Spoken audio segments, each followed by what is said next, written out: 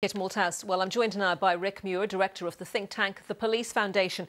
Thanks very much for your time today, Rick. What is new or innovative in this plan? Because I know some elements of it, for example, the idea of every neighbourhood having their own named police officer. That's not new, is it? No, that's not new. I mean, I do welcome it, actually. I think it is a renewed emphasis on neighbourhood policing, which is a good thing, because what happened after 2010 with the austerity cuts to policing was that neighbourhood policing in particular was hollowed out. And so I do welcome the fact that we've got new officers coming in, and also there's a greater emphasis now on neighbourhood policing. In other words, making sure the police are really rooted in local communities and easily contactable by their local communities. So I do welcome that measure. OK, where is the money going to come for this? Well, I mean, that's a very good question. And in fact, most of the money is sort of pre-announced money, really, in my reading. So the government had already announced new funding for additional police officers, and a lot of the preventative measures which are in here are sort of pre-announced. Most of the new things in here are things which are quite enforcement focused rather than prevention focused, and I think for that reason I'm sceptical about their long-term effectiveness. But there's not a huge amount of new money in this. So when you talk about enforcement focused, you mean like the stop and search policy? Yeah, I mean, this policy in particular, I think, is very problematic. There is very little evidence that the use of Section 60 works as a crime prevention tool.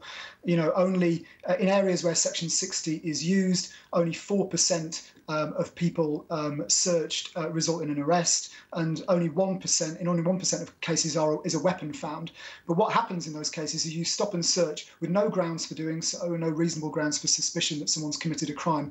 Dozens of people, and very many of those people, will feel humiliated by that experience. Being stopped and searched in the public street is a humiliating experience, and the overwhelming majority of them, the vast majority of them, are innocent. They're not carrying a weapon, and that leaves a real sense of grievance, and it really damages relationships between the public and the police. So far from extending Section 60, I think the government should substantially reform it, or indeed even remove it from the statute book, because I don't think that it is helping reduce crime.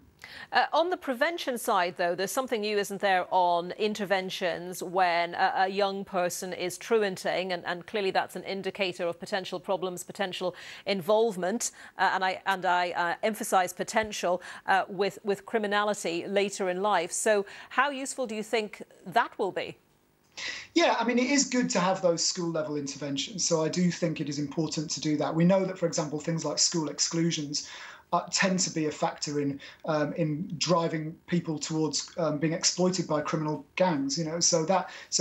Anything we can do in schools, I think, is welcome. But as I say, most of the new policies announced today tend to be more at the enforcement end rather than at the prevention end. I would have put much more emphasis on the prevention end, because it's only by the best way to reduce crime is to prevent it from happening in the first place, rather than reacting to it once it's occurred. So I would put more money into those kind of school-level interventions. The work of the violence reduction units, for example, is something that I think should be extended. But that's where I think the focus needs to be. You've done work at the Foundation on, in your words, what it would take to get serious about crime and harm prevention. To what extent does this plan, this beating crime plan, match up or not to what you think needs to be done?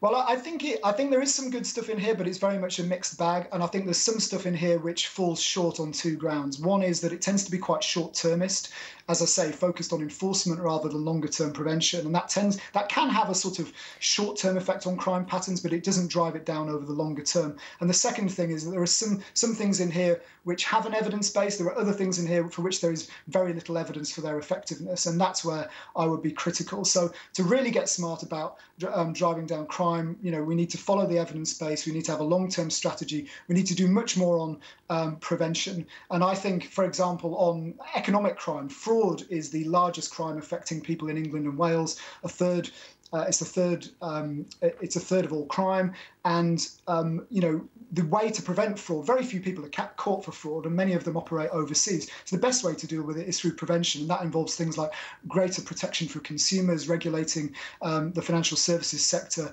more. So I would do much more in that kind of area, for example. We know that the Police Federation, which represents rank and file members, has expressed no confidence in the Home Secretary. when you have that sort of state of affairs existing between an organisation like the Police Federation and the Home Secretary, what sort of bearing does that have on government efforts to introduce new plans?